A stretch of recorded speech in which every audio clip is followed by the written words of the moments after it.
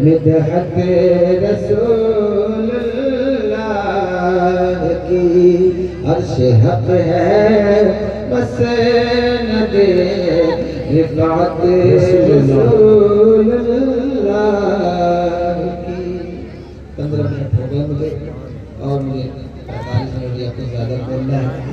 میں نے جو آیہ مبارکہ تلاوت کی ہے قرآن پاک کی مشہور سورہ مبارکہ ہے اس کی یہ ابتدائی آیات ہے جو میں نے اللہ تبارک و تعالیٰ نے ارشاد فرمایا کہ الہاکم التکاثر حتی زرتم المقابر اور تمہیں غافل رکھا مال کی کثرت کروائی تلخی سے جو میں بیان کر رہا ہوں. تمہیں غافل رکھا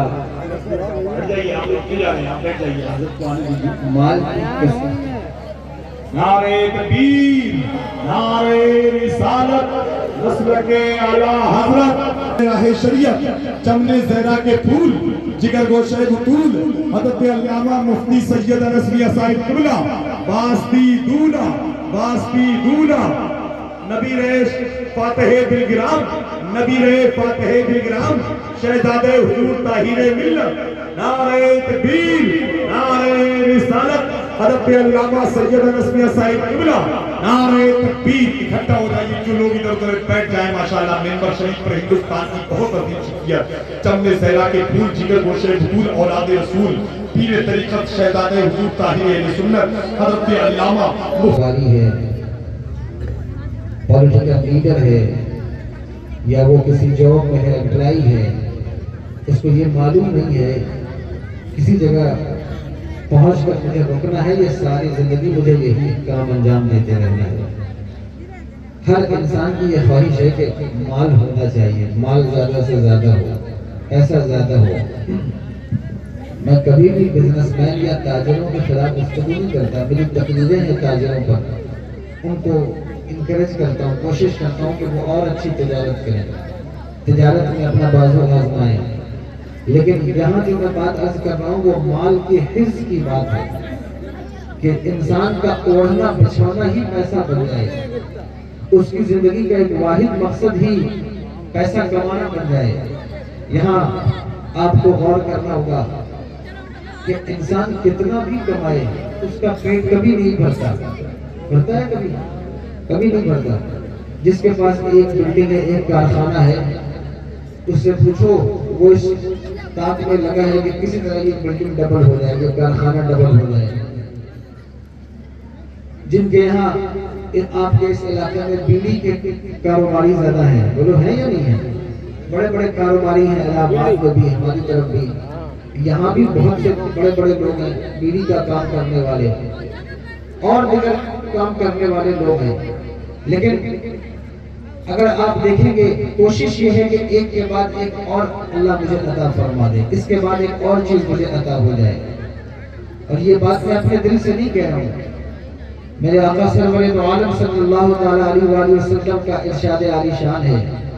حضور نے ارشاد فرمایا کہ انسان کو اگر سونے کی ایک وادی دے دی جائے، وادی جانتے ہیں آپ کسے کہا جاتا ہے؟ دو پہاڑوں کے درمیان جو جگہ ہوتی ہے اسے وادی کہتے ہیں. ایک پہاڑ اس سائڈ، ایک پہاڑ اس سائڈ، جو ماں بہنیں بیٹی وہ بھی توجہ سے سنیں، اس درمیان کی جگہ کو وادی کہا جاتا ہے. حضور ارشاد فرماتے ہیں اگر انسان کو سونے کی ایک وادی دے دی جائے تو وہ تمنا کرے گا کہ اس جیسی ایک اور وادی مجھے مل جائے.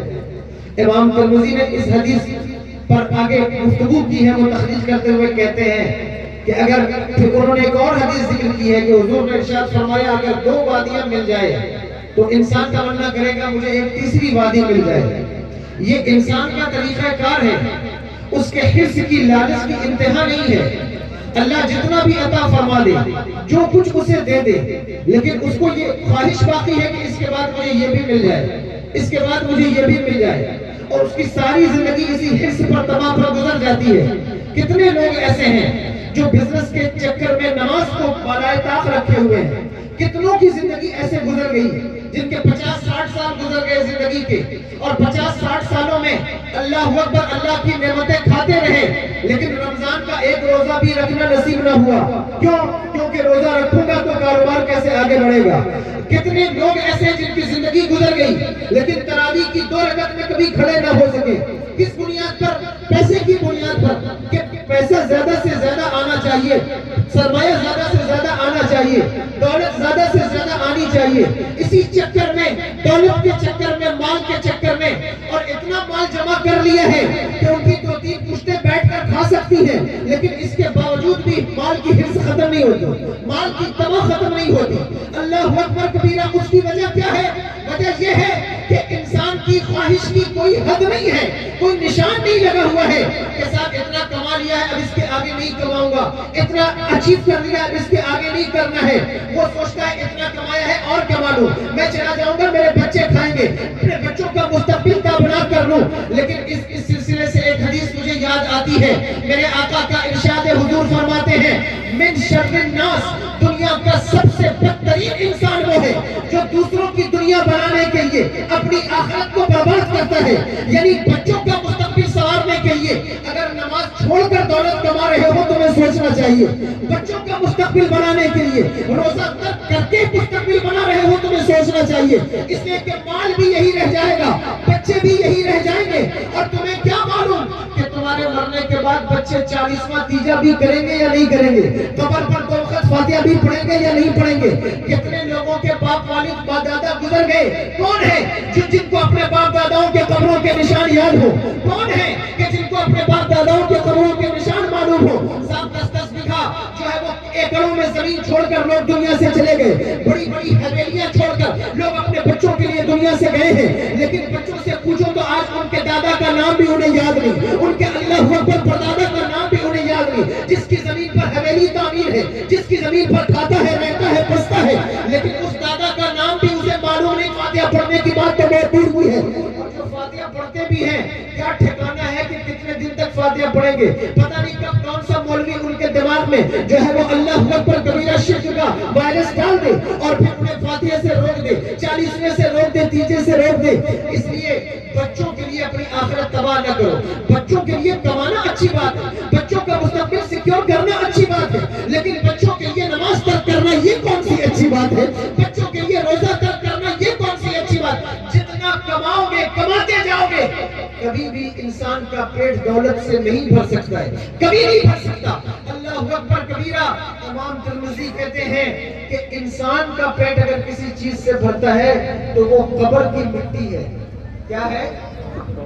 قبر کی مٹی، اسی مٹی سے انسان کا پیٹ بھرتا ہے، ورنہ اس کا نعرہ ختم نہیں ہوتا حل من مزید کا، وہ لگاتا رہتا ہے اور مجھے ملے اور مجھے ملے، کوشش کرتا رہتا ہے، کمپٹیشن کرتا رہتا ہے، ایک دوسرے سے آگے بڑھنے کی کوشش کرتا ہے۔ اچھی بات ہے، بزنس میں آگے بڑھنا، کوشش کرنا بری بات نہیں۔ اسلام کے دامن میں بڑے بڑے بزنس مین ہیں، تاجر ہیں، میں تاجروں کو اپریشیٹ کرتا ہوں، کبھی ان کو میں یہ کوشش نہیں کرتا کہ انہیں جو ہے وہ نیچا دکھایا جائے یا ان کی دولت کمانے کی اسٹائل پر کی جائے، لیکن بات یہ کہہ رہا ہوں کہ مال کا لالچ اپنے کلیجے سے نکال، دولت کس لیے کمائی جاتی ہے؟ حضرت عثمان غنی رضی اللہ تعالیٰ عنہ بہت بڑے تاجر ہیں نا، نام سنا ہے آپ نے یا نہیں سنا؟ کون ہے حضرت عثمان غنی؟ داماد پیغمبر ہیں حضرت عثمان غنی، خلیفہ ثالث ہیں، اور اتنے بڑے سخی ہیں، اتنے بڑے تاجر ہیں۔ آپ نے سنا ہوگا تقریروں میں بھی کہ آج بھی ان کا اکاؤنٹ مدینہ المنورہ میں موجود ہے، جس سے مدینہ شریف کے آنے والے زائرین کی خدمت بھی انجام دی جاتی ہے۔ اتنے بڑے بزنس مین،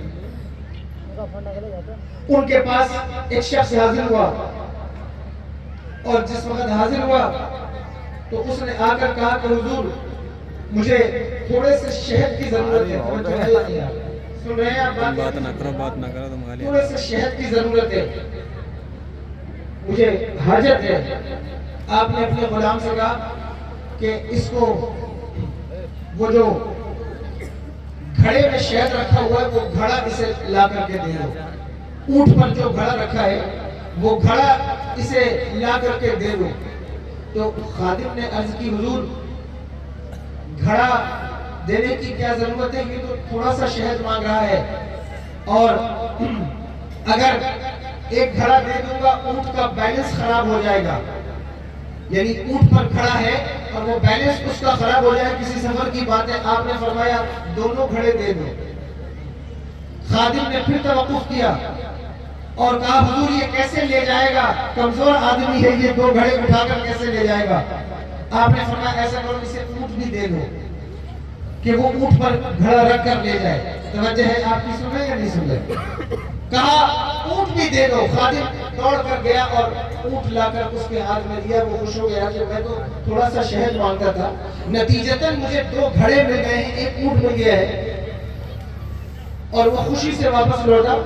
تو خادم نے سے پوچھا حضرت عثمان غنی نے کہ میں نے تجھ سے کہا کہ تو اسے ایک گھڑا دے دے، تو نہیں گیا۔ میں نے کہا دو گھڑا دے دے، پھر نہیں گیا۔ میں نے کہا اونٹ بھی دے دے، دوڑ کر کیوں گیا؟ اس نے کہا حضور میں ڈرنے لگا کہ آپ نے ایک گھڑا شہد دینے کی بات کی، میں نے نہ دیا، آپ نے دوسرا گھڑا دے دیا۔ آپ نے دو گھڑے دینے کی بات کی، میں نے نہ دیا، آپ نے اونٹ بھی دے دیا۔ اب میں ڈر گیا اگر کہیں میں نے اونٹ بھی دینے سے توقف کیا، کہیں آپ مجھے بھی اس کے حوالے نہ کر دیں، اس لیے میں دوڑ کر گیا تاکہ اس کو اونٹ دے دوں اور رخصت کر دوں۔ حضرت عثمان غنی رضی اللہ تعالیٰ عنہ کا جملہ سنو، فرماتے ہیں ہمارے پاس اپنا کیا ہے، ہم جو کچھ کماتے ہیں حضور کی غریب امت کے لیے کماتے ہیں۔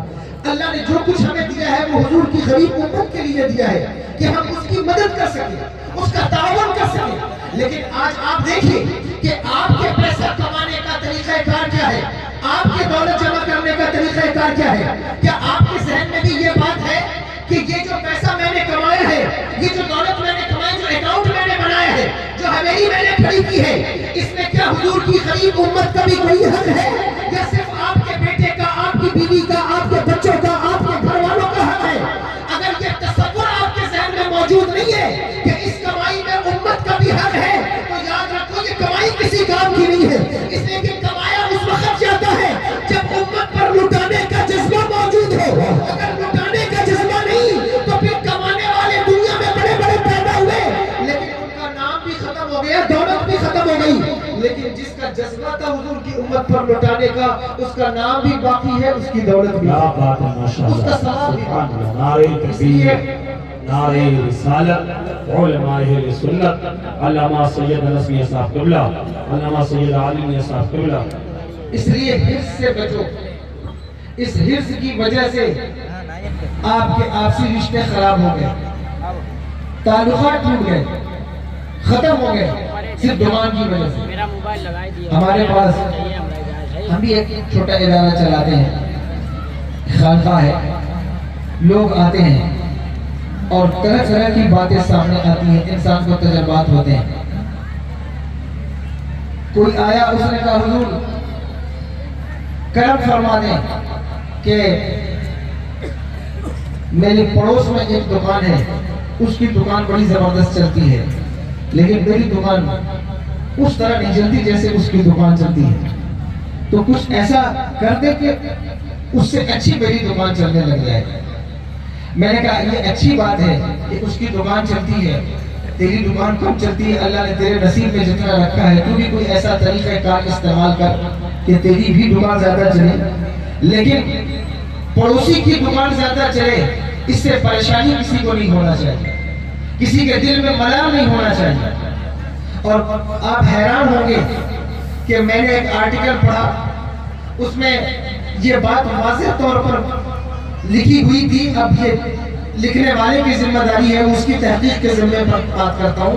اس نے لکھا ہوا تھا، محقق آدمی ہے، کہ زیادہ تر لوگوں کو اس وقت جو بی پی شوگر کے پیشنٹ ہیں، ان میں زیادہ تر لوگوں کو جو مسئلہ ہے وہ اپنے رزق کا مسئلہ نہیں ہے، دوسروں کی فراوانی کا مسئلہ ہے۔ جی، کہ دوسروں کو اتنی فراوانی کیوں ہے، دوسرے کے پاس یہ فارچونر کیوں ہے، دوسرے کے پاس یہ شوپر کیوں ہے، یہ اس نے ہیلی کاپٹر کیوں خرید لیا ہے، میں نے کیوں نہیں خریدا، یہ مسئلہ بن گیا ہے۔ اللہ اکبر کبیرہ۔ ایک لطیفہ مجھے یاد آیا کہ ایک اللہ والی سے کسی نے عرض کی کہ حضور میرے لیے دعا فرما دیں کہ میں جو بھی دعا کروں اللہ اسے قبول فرمائے۔ انہوں نے کہا کہ ایک شرط پر یہ دعا کروں گا اس نے کہا وہ شرط کیا ہے؟ کہا وہ شرط یہ ہے کہ تو جو بھی اللہ سے دعا کرے گا مانگے گا وہ تجھے 1 ملے گا، تیرے پڑوسی کو 2 ملے گا، اگر تو یہ شرط منظور کرے میں دعا کر دیتا ہوں۔ اس نے کہا مجھے منظور ہے کہ میں جو بھی دعا کروں اللہ قبول فرمائے، اور جو مجھے ملے میرے پڑوسی کو اس کا 2 گنا ملے، میں راضی ہوں۔ دعا کر دی۔ جب اس نے اللہ سے مانگا کہ یا اللہ مجھے ایک اچھا گھر عطا فرما، اس کو 1 گھر ملا، اس کے پڑوسی کو 2 گھر اللہ نے عطا فرمائے۔ اب اس کی پریشانی شروع ہو گئی۔ اس نے کہا یہ تو مسئلہ بن جائے گا کہ میرے پاس 1 گھر دعا کرنے والا میں، دعا کے لیے ولی کے پاس جانے والا میں، لیکن ترقی مجھ سے زیادہ پڑوسی کی ہو رہی ہے۔ پھر دعا کی یا اللہ مجھے ایک اچھی بیوی عطا فرما، اس کو 1 بیوی ملی، اس کے پڑوسی کو 2 بیویاں اللہ نے عطا فرما دی۔ اب اس کا مسئلہ شروع ہو گیا، پریشان ہوتا گیا۔ اب جب کوئی نتیجہ نہ نکلا تو اس نے کہا اب پڑوسی کو سبق سکھانے کا کیا طریقہ ہوگا؟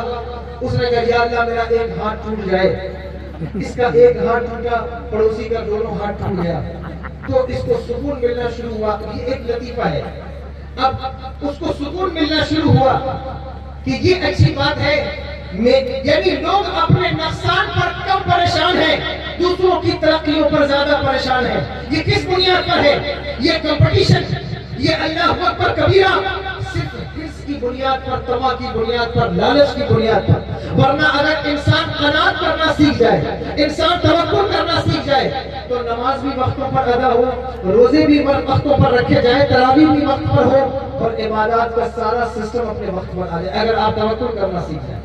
لیکن توکل ہماری زندگی سے چلا گیا، قناعت ہماری زندگی سے چلی، ہم کمپٹیشن کرنا چاہتے ہیں۔ اور اللہ اکبر، صحابہ کرام رضوان اللہ تعالی علیہم اجمعین بھی کمپٹیشن کرتے تھے۔ قرآن میں حکم ہے فاستبقوا الخیرات کا، نیکیوں پر ایک دوسرے کا کمپٹیشن کرو، اچھائیوں پر ایک دوسرے کا کمپٹیشن کرو۔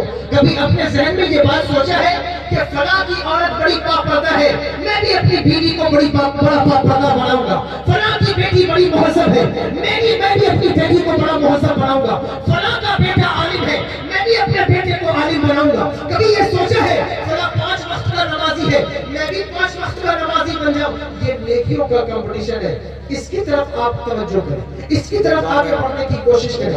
صحابہ کرام رضوان اللہ تعالی علیہ وسلم کی زندگی میں اگر آپ دیکھیں گے آپ کو ملے گا وہ نیکیوں پر ایک دوسرے سے سبقت لے جانا چاہتے ہیں، وہ نیکیوں پر ایک دوسرے سے آگے بڑھنا چاہتے ہیں۔ حضرت عمر ابن خطاب رضی اللہ تعالی عنہ ہر وقت اس بات کے جو ہے وہ جویا رہتے ہیں کہ کسی جگہ مجھے موقع مل جائے کہ میں سیدنا ابو بکر صدیق رضی اللہ تعالی عنہ پر مال خرچ کرنے میں سبقت لے جاؤں، پیسہ خرچ کرنے میں سبقت لے جاؤں، دولت جو ہے وہ لٹانے میں سبقت لے جاؤں، نیکی کرنے میں سبقت لے جاؤں۔ لیکن اللہ اکبر کبیرہ، یہاں بڑے سے بڑے امیروں کو بھی آپ دیکھیں گے تو وہ کبھی اسلام پر پیسہ خرچ کرنے میں سبقت لے جانا نہیں چاہتے۔ حضرت ابو بکر صدیق رضی اللہ تعالیٰ عنہ سے حضور سرور دو عالم صلی اللہ علیہ وسلم نے پوچھا تھا ایک مرتبہ کہ ابو بکر بتاؤ تمہیں سب سے زیادہ دنیا میں کیا پسند ہے، تمہیں سب سے زیادہ دنیا میں کیا چیز پسند ہے؟ حضرت ابو بکر صدیق رضی اللہ تعالیٰ عنہ کا جواب سنو، فرماتے ہیں یا رسول اللہ سب سے زیادہ مجھے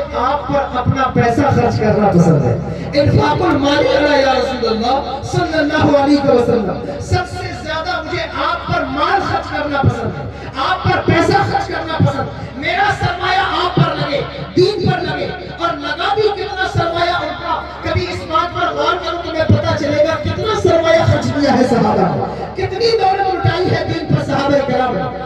ایک مرتبہ آپ نے واقعہ سن رکھا ہے کہ جنگ تبوک کا موقع ہے، حضرت عمر ابن خطاب رضی اللہ تعالیٰ عنہ کی حالت اس وقت بزنس کے معاملے میں اچھی ہے، اور جب وہ موقع پیش آیا تو آپ سوچتے ہیں کہ اس وقت ابو بکر کی حالت اتنی اچھی نہیں، اس وقت میں ان پر سبقت لے جا سکتا ہوں۔ تیاری کی، گھر میں جتنا سامان تھا اس کا آدھا آدھا الگ کیا، یعنی گھر میں اگر 4 پلیٹیں ہیں تو 2 پلیٹ دین کے لیے، 2 پلیٹ گھر کے لیے، 4 کٹوری ہے 2 کٹوری گھر کے لیے، 2 کٹوری دین کے لیے، اس کو علیحدہ کر کے دین کے لیے الگ کر دیا اور حضور کی بارگاہ میں لے آئے، اور ارادہ یہ تھا کہ آج میں ابو بکر سے آگے بڑھ جاؤں گا مال خرچ کرنے میں، آج میں ابو بکر سے سبقت لے جاؤں گا مال خرچ کرنے میں۔ جس وقت حضور کی بارگاہ میں لائے میرے آقا نے دیکھا، دیکھ کر کہا عمر کیا لے آئے ہو؟ کہا یا رسول اللہ صلی اللہ علیہ وسلم گھر میں جتنا مال تھا، جتنا سرمایہ تھا اس کا بٹوارا کر دیا ہے، 50% گھر کے لیے اور 50% آپ کے قدموں پر نچھاور کرنے لے آیا ہوں۔ تھوڑی دیر کے بعد حضرت سیدنا صدیق اکبر رضی اللہ تعالیٰ عنہ تشریف لائے اور حضرت بابا فرید کے جو ہے وہ ملفوظات میں نے یہ بات پڑھی ہے، وہ کہتے ہیں کہ سیدنا صدیق اکبر جب تشریف لائے تو آپ کے بدن پر آپ کا کرتا بھی نہ تھا بلکہ ایک کمبل، اور اس کمبل کو کانٹے سے آپ نے سامنے سے سلا ہوا تھا۔ وہ کمبل پہن کر تشریف لائے، جو سرمایہ تھا پیش کر دیا۔ میرے آقا نے سوال بدل دیا، حضرت عمر سے جو سوال کیا تھا حضرت ابو بکر سے وہ سوال نہ کیا۔ کہا اے عمر اپنے گھر سے کیا لائے ہو؟ تو حضرت عمر کہتے آدھا سامان لایا ہوں، آدھا چھوڑ آیا ہوں۔ حضرت ابو بکر سے میرے آقا کہتے اے ابو بکر گھر پر کیا چھوڑ آئے ہو؟ کہتے یا رسول اللہ گھر کے لیے اللہ اور اس کا رسول چھوڑ آیا ہوں، باقی جو کچھ تھا وہ آپ کی خدمت میں لے آیا، جو کچھ تھا وہ آپ کی بارگاہ میں پیش کر رہا ہوں۔ صحابہ کوشش کرتے تھے کہ وہ نیکیوں میں ایک دوسرے سے آگے بڑھیں۔ حضور فجر کی نماز کے بعد بیٹھے ہیں، میرے آقا نے ارشاد فرمایا آج کون ہے جس نے کسی مریض کی عیادت کی ہے؟ تو سارے لوگ خاموش ہیں کہ ابھی تو فجر کی نماز کا وقت ہے، ابھی فجر کا وقت ختم ہوا ہے اور اب نماز پڑھ کے ہم بیٹھے، اس سے پہلے کون مریض کی عیادت کر لے گا؟ حضرت ابو بکر ہاتھ اٹھا کر کہتے ہیں یا رسول اللہ میں نے آج ایک مریض کی عیادت کر دی ہے، یعنی میں نماز کے لیے آتے ہوئے ایک مریض کی عیادت کرتا ہوا آیا ہوں۔ پھر حضور نے پوچھا کہ کون ہے جس نے آج کسی کو صدقہ دیا ہو؟ لوگ سوچتے ہیں، صحابہ سوچتے ہیں ابھی تو فجر کا وقت ہے، ابھی کوئی فقیر گھر سے باہر بھی نہیں نکلا ہوگا، پھر صدقہ کس نے دیا ہوگا؟ حضرت سیدنا ابو بکر صدیق کہتے ہیں حضور آج میں نے ایک فقیر کو صدقہ دے دیا ہے نماز پڑھنے سے پہلے۔ صحابہ نیکیوں پر اتنے حریص تھے، اور حریص کا لفظ استعمال کر رہا ہوں کوئی اہانت کے زمرے میں نہ لے، بلکہ یہ حرص کو اللہ اکبر کبیرہ میرے آقا کے بارے میں بھی قرآن میں اللہ نے بیان فرما دی ہے، لیکن دیکھنا یہ ہوگا کہ اللہ اکبر یہ حرص کس زمرے میں آتی ہے، اس کا اینگل کیا ہے، کس طرف ہے۔ اگر صرف پیسے کے لیے حرص ہے تو پھر یہ انسان کو برباد کر دے گی، لیکن اگر یہ نیکیوں پر حرص پیدا ہو جائے، نیکیوں پر تمنا پیدا ہو جائے، نیکیوں پر لالچ پیدا ہو جائے تو یہ انسان کو دنیا میں بھی کامیاب کرتا ہے اور آخرت میں بھی کامیاب کرتا ہے۔ اس لیے نیکیوں پر ایک دوسرے سے سبقت لے جانے کی کوشش کرو، نیکیوں پر ایک دوسرے سے آگے بڑھنے کی کوشش کرو۔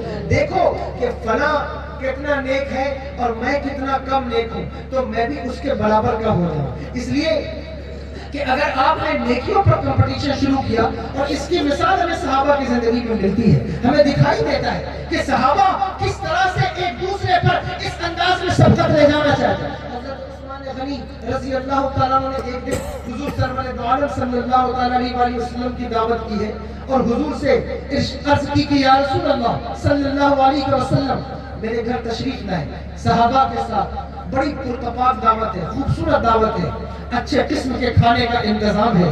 اور جب حضور دعوت کے لیے نکلے تو حضرت عثمان غنی میرے آقا کے قدموں کے نشان دیکھتے ہیں اور ایک ایک قدم گنتے ہیں۔ یہ طریقہ کار ہے نا، اگر آپ یہ طریقہ حضرت عثمان غنی نے سکھایا کہ دیکھو مصطفیٰ جان رحمت کی دعوت میں نے کی ہے اور میں بتا رہا ہوں کہ مصطفیٰ جان رحمت کے نائبین کی دعوت جب تم کرنا تو اپنے گھر میں اس کا انداز کیا رکھنا، اس کا طریقہ کار کیا رکھنا، اس کا سلیقہ کیسا ہونا چاہیے۔ اب حضرت عثمان غنی ایک ایک قدم گنتے ہیں، حضور تشریف لا رہے ہیں، وہ ایک ایک قدم گنتے جا رہے ہیں۔ جس وقت گھر میں تشریف لائے پرتپاک دعوت ہے، عمدہ کھانے ہیں، کھانا کھلایا گیا اور پھر میں نے پڑھا ہے حضور کو تحفے پیش کیے گئے۔ جب میرے آقا واپس تشریف لے جانے لگے تو کسی نے پوچھا اے عثمان غنی یہ قدم گنتے تھے اس کا کیا مطلب ہے؟ کہنے لگے جتنے قدم آقا چل کر آئے ہیں اتنے غلام آزاد کروں گا، پروٹوکول میں عزت افزائی میں اتنے غلام آزاد کروں گا جتنے قدم حضور چل کر آئے ہیں۔ کتنی بڑی بات ہے، کتنا بڑا کام ہے، لیکن حضرت علی المرتضیٰ کرم اللہ تعالی وجہہ الکریم پیچھے کھڑے حضرت عثمان غنی کا عمل دیکھ رہے ہیں کہ کتنی شاندار دعوت کی ہے، کتنی اچھی دعوت کی ہے، کتنی خوبصورت دعوت کی ہے۔ گھر لوٹ کر آئے تو چہرہ کچھ افسردہ تھا۔ اللہ اکبر کبیرہ، نبی کی شہزادی سیدہ کائنات ملکہ فردوس بری حضرت سیدہ سلام اللہ علیہا پوچھتی ہے اے علی کیا بات ہے، آج آپ کے چہرے پہ کچھ افسردگی دیکھتی ہوں، کچھ پریشانی دیکھتی ہوں۔ کہنے لگے فاطمہ اب تم سے دل کی کیا چھپاؤں، بات دراصل یہ ہے کہ عثمان کے یہاں دعوت تھی، حضور کے صحابہ بھی تھے، میرے آقا بھی تشریف لے گئے، کیا پرتپاک دعوت تھی، کیا خوبصورت دعوت تھی، کیا اچھی دعوت تھی، میرا دل مچل گیا۔ اللہ اکبر، عمدہ کھانے بھی تھے، تحفہ بھی تھا، اور پھر جتنے قدم آپ گئے اتنے غلام بھی عثمان نے آزاد کیے. دل مچل رہا ہے, جی چاہتا ہے کہ کاش میں بھی اپنے نبی کی ایسی دعوت کروں, کاش میں بھی اپنے نبی کی ایسی دعوت کروں. مسلمانوں یہ غور کرنے کی بات ہے, یہ سمجھنے کی بات ہے. صحابہ کے اس عمل سے تمہیں یہ بات سیکھنی ہوگی, تمہیں سیکھنا ہوگا کہ ہمیں اپنی زندگی میں نیکیوں پر کس طرح ایک دوسرے سے آگے بڑھنے کا جذبہ رکھنا چاہیے. جو ہے وہ شوہر کے چہرے پر افسردگی دیکھ کر اگر بیوی کچھ نہ کر سکے تو پھر بیوی ہونے کا فائدہ کیا ہے؟ میری بہنیں یہاں بیٹھی ہیں, اگر شوہر کی افسردگی پر آپ اسے تسلی نہ دے سکیں, اگر آپ اس کے غم کا مداوا نہ بن سکیں, اگر آپ اس کے درد کا مداوا نہ بن سکیں تو پھر بیوی ہونے کا فائدہ کیا ہے؟ دیکھو میری بہنوں, یہ بات قابل غور ہے, توجہ کرنے والی بات ہے. اللہ نے آپ کو جو عزت, جو مقام, جو مرتبہ عطا فرمایا ہے, اس میں آپ کی سب سے اہم ذمہ داری یہ ہے کہ آپ اپنے شوہر کا دل اس طرح خوش کریں, اس طرح خوش کریں کہ شوہر آپ سے راضی ہو جائے. ہو سکتا ہے کہ آپ کو عزت نفس کی قربانی دینی ہو سکتا ہے کہ آپ کو وقتی طور پر اپنے غصے کی, اپنے مزاج کی قربانی دینی ہو, لیکن اس کا نتیجہ جو اللہ آپ کو عطا فرمائے گا وہ بڑا زبردست ہوگا. اس کا نتیجہ جو اللہ آپ کو دے گا وہ بڑا خوبصورت ہوگا. کیا نتیجہ ملے گا؟ دیکھو آج بہنوں کی شکایت ہے نا کہ میرے بچے میری بات نہیں مانتے, میرا بچہ شرابی بن گیا, میرا بچہ جواری بن گیا, میرا بچہ جو ہے وہ خرافات کا عادی بن گیا. یہ بہنوں کی پرابلم ہے. میں اپنی بہنوں سے کہتا ہوں, میری بہنوں شوہر کی فرما بردار بنو اور شوہر کا دل خوش کرنے والی بنو. تمہیں کچھ ملے یا نہ ملے, لیکن تمہاری اولاد کو اللہ تمہارا اتنا فرما بردار بنا دے گا, خدا کی عزت کی قسم, وہ دنیا میں بھی تمہارے فرما بردار ہوں گے, آخرت میں بھی تمہارے فرما بردار. یہ کام کرتے ہیں, یہ طریقہ اختیار. دیکھو تعویذ بڑی مشکل سے کسی کی شراب کی عادت کو چھڑا سکتا ہے. اللہ اکبر, جوئے کی عادت کو چھڑانا, تعویذ کے بھروسے پر بیٹھی ہو, اپنے کردار پر توجہ کرو, کردار اچھا کرو, خوبصورت کرو. تمہاری زندگی سے, تمہاری اللہ اکبر تمہارے گھر میں رہنے کی لائف اسٹائل سے تمہارے گھر والوں کو پریشانی نہ ہو, تمہارے شوہروں کو پریشانی نہ ہو, بلکہ وہ تم سے سکون حاصل کریں, خوش رہیں. تو اس کا نتیجہ یہ نکلے گا اللہ تمہیں عزت بھی عطا فرمائے گا, تمہیں وقار بھی عطا فرمائے گا. دیکھو سیدہ کائنات کہتی ہے علی آپ کیوں پریشان ہوتے ہیں؟ اگر آپ کا جی چاہتے ہیں آپ حضور کی دعوت کرائیں. مولا کائنات کہتے ہیں فاطمہ دعوت تو کروں لیکن گھر میں کوئی سامان موجود نہیں ہے, پھر حضور کی بارگاہ میں کیا پیش کیا جائے گا؟ کہنے لگی علی آپ حضور کی دعوت کریں اور انتظام تو اللہ اکبر, اللہ کا محبوب ہمارے گھر آئے گا, اللہ خود بخود انتظام فرمائے گا. اور انہوں نے دعوت کی, حضور سے جا کر کہتے ہیں یا رسول اللہ صلی اللہ علیہ وسلم آج آپ کی دعوت ہے میرے گھر میں, حضور تشریف لائے. سیدہ کائنات نے مصلی بچھایا اور بچھا کر عرض کیا میرے مالک میں نے اپنے بابا کی دعوت نہیں کی, تیرے محبوب کی دعوت کی ہے, سو اس لیے انتظام فرما, جنت کے کھانے آئے. اب آپ نے سنا ہوگا, سنتے ہوں گے آپ, لیکن یہ بات دراصل میں اس لیے بیان کر رہا ہوں کہ آپ دیکھیں کہ صحابہ ایک دوسرے پر اچھائی میں کس طرح سبقت لے جانا چاہتے تھے. اور دعوت کا انتظام ہوا, حضور تشریف لائے. جب حضور تشریف لانے لگے سیدہ کہتی اے علی جس طرح عثمان نے حضور کے قدموں کو گنا ہے اس طرح آپ بھی میرے آقا کے قدموں کو گن لیں. اس پر بھی لوگ گفتگو کرتے ہیں, اس روایت پر بھی, لیکن بہرحال میں ابھی جو بات بیان کر رہا ہوں آپ اس پر توجہ رکھیں. کہا آپ گن لیں, اور مولا کائنات نے اپنے قدم گن لیے. اس کے بعد سیدہ کائنات نے سجدے سے سر اٹھایا, دیکھا کھانا موجود ہے, دسترخوان لگایا گیا اور وہ کھانا لگا دیا گیا. صحابہ کھانا کھاتے کہتے اے علی یہ کون سا کھانا ہے؟ آج سے پہلے ہم نے کبھی ایسا کھانا نہیں کھایا, آج سے پہلے ہم نے کبھی ایسا اللہ اکبر ذائقے دار کھانا نہیں کھایا. وہ جنت کا کھانا سیدہ کے دسترخوان پر حضور کے صحابہ کھا رہے ہیں. اور اس کے بعد جب حضور تشریف لے جانے لگے سیدہ کائنات نے سر سجدے میں رکھ کر فریاد کی اے میرے مالک تیری بندی کے پاس غلام تو نہیں ہے کہ وہ تیرے محبوب کے قدموں پر ایک ایک غلام آزاد کر سکے, لیکن اے میرے مالک میں تجھ سے فریاد کرتی ہوں اگر میرے بابا کا دل غلام کے آزاد کرنے پر خوش ہوتا ہے تو اس سے کہیں زیادہ امتیوں کو جہنم کی رہائی کا پروانہ دیکھ کر میرے آقا کا دل خوش ہوتا ہے. اے میرے مالک جتنا قدم تیرا محبوب چل کر میرے گھر آیا ہے اتنے جہنمیوں کو جہنم سے آزاد کر دے. اللہ اکبر کبیرہ. وہ مزدہ بھی اللہ نے عطا. لیکن عرض یہ کرنا چاہتا ہوں کہ آپ دیکھیے کہ ان کا طریقہ کار کیا تھا. وہ نیکیوں پر ایک دوسرے سے آگے بڑھ جانا چاہتے تھے. آپ بنگلوں پر بلڈنگوں پر ایک دوسرے سے آگے بڑھ جانا چاہتے ہیں. ہر انسان کو یہ تمنا ہے کہ میری بلڈنگ دوسرے کی بلڈنگ سے زیادہ بڑی ہو, میرا گھر دوسرے سے زیادہ اچھا ہو. یہاں میری ماں بہنیں بیٹھی ہیں, اگر کمپٹیشن کی بات ہو اور عورتوں کی بات رکھی جائے تو یہ ان کے ساتھ بڑی ناانصافی ہوگی. اس لیے یہ کہتا ہوں کہ میری ماں بہنوں, خدا کے لیے اگر کمپٹیشن کا شوق ہے تو نیکیوں میں ایک دوسرے پر کمپٹیشن کرو. کوشش کرو کہ تم نیکیوں میں ایک دوسرے سے آگے بڑھ جاؤ. نیکیوں میں ایک دوسرے سے آگے بڑھو گی, اس کا نتیجہ کیا نکلے گا؟ اللہ تمہیں جو اولاد دے گا وہ شرابی نہیں ہوگی, وہ جواری نہیں ہوگی, وہ تمہاری نافرمان نہیں ہوگی. دیکھو فلسطین کی بچیوں کو, دیکھو فلسطین کے بیٹوں کو. یہ وقت ہے نا, ہر عورت کو چاہیے, مرد کو چاہیے کہ وہ فلسطینیوں سے عبرت حاصل کرے. اس سے اللہ اکبر وہ اپنے ذہن کو, اپنے دل کو مائل کرے نیکیوں کی طرف. کیسے وہ لوگ ہیں, کیسی مائیں ہیں جنہوں نے اپنے بچے کو پیدا کیے ہیں, لیکن وہ اتنے بہادر ہیں کہ زمانہ گزر گیا. فلسطین کی زمین پر اگر امن دیکھا جائے تو میرے پاس ڈیٹا موجود ہے کہ کتنا زمانہ ہے جو اس پر امن کا گزرا ہے. لیکن اللہ اکبر, آج تک کسی ایک فلسطینی کی آواز سناؤ جو یہ کہتا ہو کہ ہم فلسطین میں رہنا نہیں چاہتے, ہم تنگ آ گئے ہیں, تھک گئے ہیں, ہم چاہتے ہیں کہ فلسطین چھوڑ کر بھاگ جائیں. ذرا سی ظلم کی ہوا چلے تو لوگ ملک چھوڑنے پر تیار ہو جاتے ہیں, پلائن کرنے پر آمادہ ہو جاتے ہیں. جس محفل میں بیٹھو بڑے سے بڑا تاجر ہے, اچھا کھاتا ہے, اچھا کماتا ہے, اچھی گاڑیاں ہیں, بچے اچھے اسکول میں پڑھ رہے ہیں, لیکن وہ کہتا ہے حضرت ماحول ایسا ہے کہ رہنے کو جی نہیں چاہتا, لگتا ہے کہیں اور چلے جائیں. آپ مجھے بتائیے کہ آپ کے پاس, آپ نے کبھی سنا کسی فلسطینی کو جو سچا فلسطینی ہے کہ وہ کہتا ہو کہ فلسطین چھوڑ کر جانا چاہتے ہیں؟ اللہ اکبر, ظلم کی جو داستان وہاں رقم کی جا رہی ہے, ظلم کا جو ماحول وہاں گرم کیا جا رہا ہے, آپ نے اس ظلم کا ذائقہ نہیں چکھا, آپ تو ظلم کے بارے میں نہیں جانتے. لیکن زمانہ گزر گیا ہے, کل بھی اور آج بھی, اور میرے آقا کا فرمان عالی شان ہے کہ میری امت کا ایک طبقہ بیت المقدس کے دروازے پر جنگ لڑتا رہے گا. اللہ اکبر کبیرہ, یہاں تک کہ قیامت قائم ہو جائے.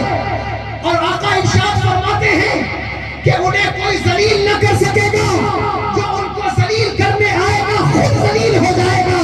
اللہ اکبر, میری امت کے اس طبقے کو کبھی ذلیل نہیں کر سکے گا. اس لیے میری بہنوں, آپ فلسطین کی ویڈیو آپ دیکھتی ہوگی, آپ کے سامنے آتی ہوگی. آج تو تقریب بے ترتیب ہو گئی ہے اور بڑی مشکل سے کوشش کر رہا ہوں کہ جو موضوع میں نے چھیڑا ہے اس پر کچھ گفتگو ہو سکے. لیکن جاتے جاتے میں آپ سے عرض کرنا چاہتا ہوں کہ خدا کے لیے اپنے کردار کو بدلیے. اگر آپ کو کمپٹیشن کرنا ہے مال پر, دولت پر نہیں, بلکہ نیکیوں پر ایک دوسرے سے سبقت لے جانے کی کوشش, نیکیوں پر ایک دوسرے سے آگے بڑھنے کی کوشش کرو. عورتوں کا کردار اسلام کے سلسلے میں کتنا اہم ہے, اس پر اگر گفتگو کی جائے تو کافی وقت جائے گا. بس اتنا کہنا چاہتا ہوں, اگر آج بہنوں کا کردار سمجھ جائے تو نتیجتاً بچے خود بخود نمازی بن جائیں گے, خود بخود عبادت گزار بن جائیں گے, خود بخود فرما بردار بن جائیں گے. لیکن ضرورت ہے کہ ماں بہنوں کا کردار اچھا ہو, وہ گہنوں پر, فیشن پر اور جو ہے وہ اپنی چیزوں پر ایک دوسرے سے کمپٹیشن کرنے کے بجائے نیکیوں پر ایک دوسرے سے کمپٹیشن کریں. رمضان آتا ہے, پہلے یہ ماحول تھا کہ ہماری مائیں, ہماری دادیاں اللہ اکبر ایک دوسرے پر قرآن پڑھنے پر کمپٹیشن کرتی تھی کہ تمہارا قرآن زیادہ ختم ہوا ہے یا میرا قرآن زیادہ ختم ہوا. لیکن اب وہ دور بھی رخصت ہوا ہے, اب لوگوں کو قرآن پڑھنے کا بھی موقع نہیں, قرآن پڑھنے کی بھی فرصت نہیں. اب ان کا کمپٹیشن عید کے کپڑے پر, تمہارا کمپٹیشن جو ہے وہ ہاتھ کی چوڑی پر, تمہارا کمپٹیشن جو ہے وہ تمہارے گہنے پر ہے. نہیں نہیں, خدا کے لیے اگر تمہیں کمپٹیشن کرنا ہے تو اللہ اکبر اپنی اولاد کو نیک بنانے میں کمپٹیشن کرو, اور پھر بتاؤ کہ دیکھ میں نے اپنے بچے کو اتنا نیک بنایا ہے کہ اسلام پر کوئی حرف آئے تو میرا بچہ اپنی جان دے سکتا ہے. اگر عورتوں کمپٹیشن کا شوق ہے تو اللہ اکبر کبیرہ, اسلام کی ان عورتوں کو دیکھو جنہوں نے اپنی اولاد تو پیدا کی لیکن انہیں اپنے بڑھاپے میں سہارا نہ بنایا, بلکہ انہوں نے کوشش کی کہ میری اولاد اسلام پر قربان کر دی جائے, میری اولاد اسلام پر ذبح کر دی جائے. ان کے کمپٹیشن कंपटीशन का तरीका कार जुदा था, उनके कंपटीशन का तरीका मुख्तलिफ था। आपको जरूरत है कि आप उस तरीके पर गौर कीजिए, वरना गहने के ऊपर, माल के ऊपर, सरमाए के ऊपर सारी जिंदगी आप कोशिश करती रहिए, लेकिन आपका पेट कभी नहीं भरने वाला। एक के बाद एक वो बढ़ता जाएगा और कभी पेट नहीं भरेगा। जो आयत मैंने पढ़ी है, इसके सबब नुज़ूल में एक बात अर्ज कर देना चाहता हूँ। अल्लाहु अकबर कबीरा कौल है कि हज़रत इमाम फखरुद्दीन राज़ी रहमतुल्लाहि तआला अलैह फरमाते हैं कि अरब के अंदर 2 कबीले थे और दोनों कबीलों में इस बात पर झगड़ा छिड़ गया कि बनु साद और बनु सहम के अंदर कि हम में से किसकी तादाद ज्यादा है, किसके पास माल ज्यादा है, किसके पास सरमाया ज्यादा है। क्योंकि जिसके पास तादाद ज्यादा होगी, अफराद ज्यादा होंगे, वो इज्जत का हकदार होगा। जिसके पास तादाद कम होगी, वो इज्जत का हकदार नहीं होगा, वो कम होगा, उसको नीचा मान लिया जाएगा, एक को ऊंचा मान लिया जाएगा। दोनों का दावा था कि हम ज्यादा ताकतवर हैं, हम ज्यादा इज्जत वाले हैं। तो उन्होंने अपने अफराद को गिनना शुरू किया। सुन रहे हैं बात या नहीं सुन रहे? आप तवज्जो है या खत्म कर दूं? सुन रहे? उन दोनों कबीलों ने अपने अफराद गिने कि मेरे अफराद ज्यादा है, लोग ज्यादा है हमारे पास, यानी मेजॉरिटी हमारी है, या दूसरे कबीले की ज्यादा है, यानी अक़लियत का और जो है वो अक्सरियत का फैसला किया जाने लगा कि कसरत की बुनियाद पर फैसला होगा कि कौन ज्यादा इज्जत वाला है। ये तरीका चला आया है, आज भी ये तरीका चल रहा है, आज भी लोग इसको देखते हैं। और अब तो ये तरीका इतना ज्यादा राइज हो गया है कि लोग मुरीद होने से पहले भी देखते हैं कि किस पीर के मुरीद सबसे ज्यादा हैं, ज्यादा मुरीद किसके हैं, तो उससे मुरीद, यानी उसको पता नहीं है कि पीर की किन क्वालिटीज को देखना है। वो एक क्वालिटी उसने पकड़ी है, देखता है कि जिसकी मुरीद ज्यादा होंगे उससे मैं मुरीद हो जाऊंगा जाकर, चाहे वो पीर जैसा भी हो, चाहे वो अल्लाहु अकबर गांजा पीने वाले ही क्यों ना हो, चरस पीने वाले ही क्यों ना हो, तो फिर मैं उससे जाकर मुरीद हो जाऊं। तो याद रखना, कसरत और किल्लत ये इस्लाम में मेयार हक नहीं है। तवज्जो है या नहीं? ये मेयार हक नहीं है, इसलिए कि कभी ऐसा होता है कि झूठे लोग, बेईमान लोग ज्यादा होते हैं। आप ही बताओ, दुनिया में झूठ बोलने वाले ज्यादा हैं या सच बोलने वाले? झूठ बोलने वाले। तो फिर झूठों को ज्यादा इज्जत मिलनी चाहिए, इसलिए कि कसीर